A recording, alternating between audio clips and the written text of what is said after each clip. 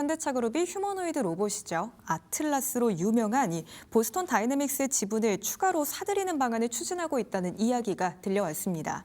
지금 소프트뱅크가 보유하고 있는 잔여지금 9.65%를 인수하는 안건 되겠는데요.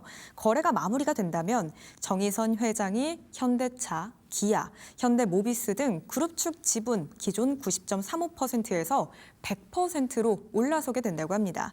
현대차가 이미 대주주였는데도 왜 남은 지분을 추가로 더 사들이는 건지, 그리고 이게 로봇 양산이나 보스턴 다이내믹스의 IPO와는 어떻게 연결이 될지가 궁금해요. 네, 먼저 이번 거래의 핵심은 현대차 그룹이 보스턴 다이내믹스 지분 구조를 정리하려 한다는 점입니다. 인수 금액은 총 3억 2,500만 달러, 우리 돈으로 약 5천억 원 수준으로 거론이 되고 있습니다.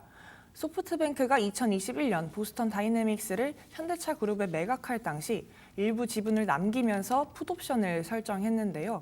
이 풋옵션은 정해진 조건에 주식을 팔 수 있는 권리입니다. 이번 거래도 그 만기가 다가오면서 추진되는 것으로 분석되고 있습니다. 특히 현대글로비스는 지난해 사업보고서에서 보스턴 다이내믹스의 기업 가치를 30조 원으로 자체 추산한 적이 있었는데요. 이 기준으로 보면 잔여 지분 9.65%의 가치는 3조 원에 육박합니다. 그런데 이번 인수 금액은 약 5천억 원 수준으로 거론이 되고 있어서 과거 계약 당시 정해둔 가격에 따라 거래가 이뤄지는 구조로 볼 수 있습니다.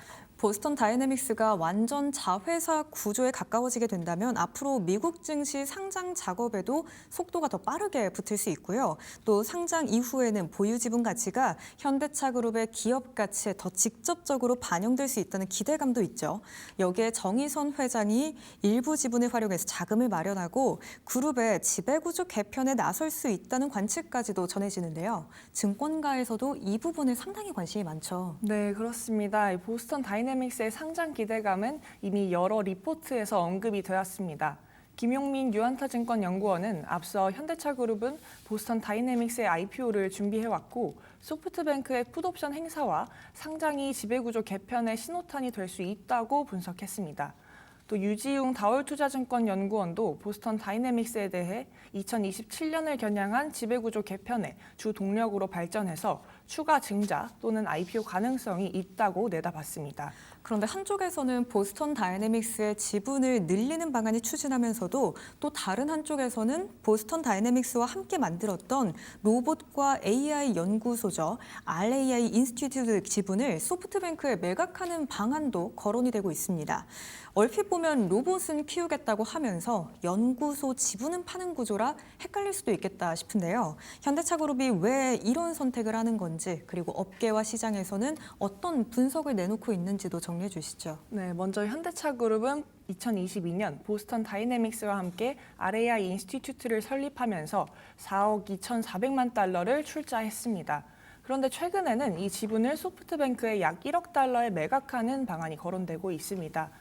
업계에서는 현대차그룹이 연구개발의 중심축을 이 RAI 인스티튜트 같은 외부 연구 조직보다는 보스턴 다이내믹스와 그룹 내부 조직으로 옮기려는 것으로 보고 있습니다. 즉 장기 기초 연구보다는 휴머노이드 상용화와 양산 준비에 필요한 기술 개발의 역량을 집중하려는 전략이란 겁니다. 시장에서도 보스턴 다이내믹스의 지분은 100% 확보하고 연구 조직은 정리해서 의사결정과 투자 효율성을 높이는 움직임으로 보고 있습니다. 결국 중요한 건 아틀라스가 그래서 실제로 공장에 들어가느냐, 이 지점이 될 것 같은데요. 보스턴 다이내믹스 하면 예전에는 뛰고 구르고 또 춤추는 로봇이 전면에 내세웠다면 이제는 실제로 생산 현장에 아틀라스 로봇을 투입하는 단계로 진화해 나가고 있잖아요. 현대차가 2028년부터 미국 공장에 아틀라스 투입한다고 하고요. 연간 3만 대 생산 체계까지 목표로 한다는 이야기 전해지고 있는데, 그래서 실제 준비는 얼마나 됐을까요? 이미 실물 공개와 수상까지는 마친 상황입니다. 보스턴 다이내믹스는 올해 초 CES에서 기존 유압식 대신 완전 전동식으로 바뀐 양산형 아틀라스를 처음 공개했고 이 자리에서 최고 로봇상까지 받았습니다. 최근엔 이 로봇이 실제 공장 작업 환경에서 움직이는 영상도 함께 공개됐습니다. 다음 단계는 오는 8월 가동되는 로봇 메타플랜트 응용센터입니다. 쉽게 말해 아틀라스가 실제 공장에 들어가기 전 부품을 짚고 사람과 함께 일하는 법을 미리 연습하는 훈련장인데요. 이 과정을 거쳐 2028년부터 조지아 공장에 투입이 되고 2030년에는 조립까지 맡게 되는 겁니다. 이에 김성래 하나투자증권 연구원도 올해 8월 가동을 통해서 이 휴머노이드 양산 개발 프로세스가 본격화된다고 내다봤습니다. 로봇을 실제로 공장에 넣으려면 기술력만큼이나 가격도 중요할 것 같거든요. 그래서 현대차가 중국 광저우에 로봇 부품 조달 거점을 만들었다는 점도 눈에 띕니다. 결국에는 양산 원가를 낮추기 위한 포석으로 봐야겠죠. 네, 그렇습니다. 이미 현대차 그룹은 광저우에 공장을 하나 두고 있는데요. 로봇을 수만 대 규모로 투입하려면 결국에 부품 가격을 낮춰야 합니다. 휴머노이드 로봇에는 액추에이터, 또 감속기, 센서와 같은 부품이 많이 들어가는데 광저우는 이미 중국 완성차 업체들이 휴머노이드 양산을 위해 이런 부품을 대량으로 또 값싸게 만들어내는 공급망이 형성이 돼 있습니다. 현대차 그룹이 그 공급망에 직접 들어가서 부품을 조달하게 되면 비싼 부품을 따로 개발하거나 수입하지 않고도 원가를 낮출 수 있습니다. 이를 위해 현대차 그룹은 최근 중국 부품 조달을 전담하는 조직을 새로 꾸렸고 베이징 현대에서 일했던 전문가를 책임자로 앉혔습니다. 여기까지 본다면 현대차 그룹이 지분 정리부터 시작을 해서 부품 공급망까지 로봇 사업에 굉장한 공을 들이고 있다고 보여지는데요. 증권가 평가는 좀 어떨까요? 네, 먼저 증권가에서는 기대와 함께 또 신중론까지 나오고 있습니다.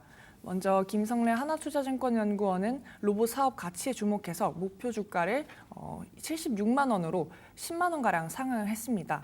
그러면서 2028년 현장 적용을 위한 부품과 또 소프트웨어 밸류 체인이 구체화될 것이라고 내다봤습니다. 반면 김용민 유한타증권 연구원은 목표 주가를 69만 원으로 올리면서도 투자 의견은 매수에서 보류로 낮췄습니다. 김 연구원은 현대차의 연중 주가 상승은 보스턴 다이내믹스의 글로벌 휴머노이드 성장 기대감에 기반을 하고 있지만 본업의 감익과 동반되는 주가 상승에는 보수적인 접근이 필요하다고 분석했습니다.